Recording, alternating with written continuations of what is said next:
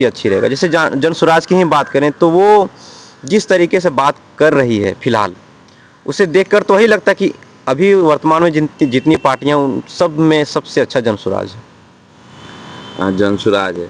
लेकिन अभी भी बहुत ऐसा गार्जियन है जिसका इतना अनुभव होते हुए 50 वर्ष का बुढ़ा हो गया, तभी उनका अनुभव की कमी है। कहीं ना कहीं वो अपने घर के बच्चों को सपोर्ट नहीं करते हैं, राजनीति में जाने से रोकते हैं, राजनीति चुनाव लड़ने से रोकते हैं, बोलते हैं पैसा नहीं है, कहाँ से आएगा, ये आएगा। तो आप इसके बारे में क्या कहना चाहेंगे? ऐसे तो मान लीजिए जो भगत सिंह चाहे भीमराव अम्बेडकर चाहे जो भी उस टाइम लोग लड़ा था, वो लोग भी बहुत पैसा वाला तो नहीं था अंग्रेज के सामने, लेकिन वो लोग गलत का विरोध किया, लड़ाई लड़ा, तो आज जाके आगे जाके उसको भलाई भी मिला। भले अब जो है लोग उसका दुरुपयोग कर रहा है, लोग हैं उन लोग का विचारधारा छोड़ के ये लोग अपने दूसरा विचारधारा से काम कर रहा है, लोग लूटने पाटने वाला विचारधारा से काम कर रहा है लोग, इसलिए हम लोग का सारी जनता परेशान हो रहा है। अगर वैसा विचारधारा से ये लोग चलता, जैसे भगत सिंह, चंद्रशेखर आजाद, सुभाष चंद्र बोस, चाहे भीमराव अम्बेडकर, बाबा साहेब, तो वो सब विचारधारा से ये लोग आज के नेता लोग काम कर रहा, तो जनता को कहीं ना कहीं कष्ट नहीं उठाना पड़ता इतना है। पहले से 10 गुना ज़्यादा कष्ट अब बढ़ गया है, इतना साधन संसाधन हाईटेक युग होते हुए भी। ऐसा इसलिए हो पा रहा है क्योंकि हम अच्छे नेता को ना चुनने के कारण माहौल पूरी खराब हो चुका है, चूँकि गुंडागर्दी बढ़ चुका है, माफियागिरी बढ़ चुका है राजनीति में। यदि हम अपना कदम उठाते हैं तो कहीं ना कहीं से धमकी आता है, बैठने का दबाव आता है, और एक कारण और है कि हमारे पास संसाधन नहीं होते हैं। जनसुराज वही तो कर रहा है कि नए नए चेहरे को मौका दे रहा है, अपना संसाधन के माध्यम से उनको चुनाव लड़वाने का ट्रेनिंग दे रहा है, बता रहा है, समझा रहा है। और ये इसका प्रयास आज नहीं तो कल, आने वाली 10 साल 20 साल के बाद एक उज्जवल भविष्य का निर्माण करेगा। तो हम लोग का मान लीजिए बिहार, यूपी चाहे झारखंड जो भी स्टेट है, यहाँ के लोगों का मानसिकता नहीं बदल रहा है। तो मान लीजिए हम व्यक्ति तो मानसिकता लोगों का चेंज नहीं कर सकते हैं, लेकिन जैसे विदेश वगैरह में सिस्टम बना दिया है टाइट, कि कोई भी मानसिकता का किसी भी तरह का आदमी हो उसको उसी रास्ता पर चलना पड़ेगा।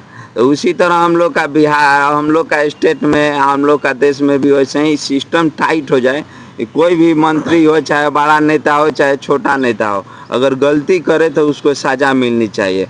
ये नहीं कि उसको सुनवाई हो जाए, फैसला हो जाए, उसको पैरवी हो जाए, ये सब नहीं होना चाहिए। जो गलती करे वैसे सज़ा मिले, जैसे विदेश वगैरह में मिल जाता है, तब यहाँ के लोगों का सुधार हो सकता है। सिस्टम टाइट करना पड़ेगा। ऐसा इसलिए हो पा रहा है विकास जी कि सिस्टम बनता है कानून से। जिस देश का कानून अच्छा हो, पारदर्शी हो और नागरिकों को अधिक शक्ति देता हो, वैसे कानून, वैसे अच्छे सिस्टम का निर्माण करते हैं। भारत में कानून व्यवस्था पूरी तरह से चौपट है। एक उदाहरण से हम लोग समझ सकते हैं कि भारत की न्यायपालिका में लगभग 5 करोड़ केस पेंडिंग है। बताइए दुनिया में कौन सा ऐसा देश है जहां 5 करोड़ केस पेंडिंग हो न्यायपालिका में? ऐसी भ्रष्ट, कमज़ोर और निकम्मी न्यायपालिका हमने कहीं नहीं देखा। सही बात। क्योंकि एक आम आदमी यदि केस लड़ने जाता है, केस होता है या, तो वो सालों लग जाते हैं उसको न्याय पाने में, 20 साल 30 साल 50 साल, कभी कभी तो एक पीढ़ी समाप्त हो जाती है। दादा का केस पोता लड़ रहा है। इस स्थिति में लोगों को न्याय नहीं मिल पाता है और वो कहीं ना कहीं पीछे रह जाते हैं। और न्यायपालिका कमज़ोर जिस देश की होती है, उस देश का अर्थव्यवस्था भी कमज़ोर होता है, उस देश का उद्योग लगाने की जो प्रवृत्ति है वो भी कमज़ोर हो जाती है, और हर तरीके से हम पीछे हो जाते हैं। अमेरिका को ही देखें तो वहाँ जूरी सिस्टम काम करता है। जूरी सिस्टम में न्याय अच्छे से मिलता है, पारदर्शी मिलता है और त्वरित न्याय मिलता है। तो वहाँ देखिए वो किस राह पे हैं, कितना प्रगति कर रहे हैं, और हमसे कहीं ना सालों आगे हैं वो अभी भी। दूसरी ओर की प्रशासनिक व्यवस्था के लिए भी हम लोग का जो कानून है वो ढीला ढाला है। अमेरिका में ही एक और उदाहरण देखें तो वहाँ राइट टू रिकॉल का कानून है। एसपी को लोग गलत काम करने पर निकाल सकते हैं, जज को वोट के माध्यम से चुन सकते हैं। तो हमारा सिस्टम और जो है वो अमेरिका के सिस्टम से बहुत पीछे है। तो अमेरिका आगे है और हम पीछे हैं जी। तो जूरी सिस्टम तो हम लोग का भी इंडिया में पहले ज़माने में चलता था। ये जूरी सिस्टम कैसे हट गया, क्यों हटा दिया गया लोग? जूरी सिस्टम नेहरू काल के समय हटा था। ये क्यों हटा दिया? जूरी सिस्टम का मतलब तो अच्छा था, जूरी सिस्टम में फैसला अच्छा होता था, तभी जूरी सिस्टम हटा के दिया नेता लोग।